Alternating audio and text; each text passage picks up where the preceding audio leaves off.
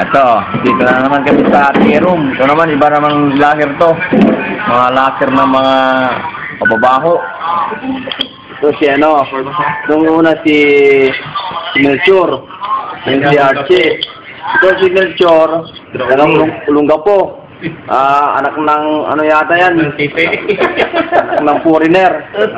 Yan si Archie, taga ano? Taga saan kasi? Pakistan. Na marunong magtagalog.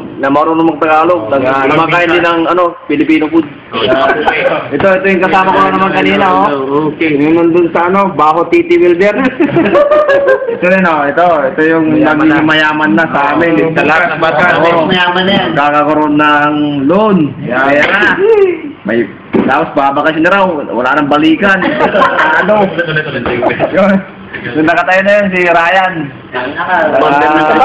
Founder ng Dream Team. Founder ng Dream Team daw, lagi ano, nakaginit. Ito si ano, hello. Yan yung babaero. Ano, yan, mana sa kuya. Huwag kang maniwala dyan. Yung nakahawak, yun lang.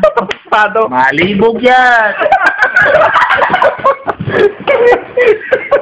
Kaya naman, ang sumunod kay Casey, ito. Ito yung ano. Kay Casey.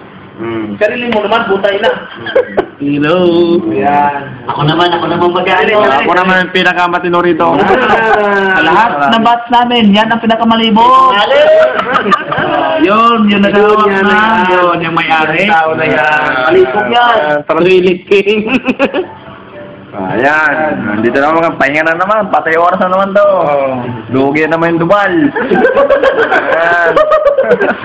Ayan. Ayan. Ganun lang. Ang buhay namin. Bye-bye.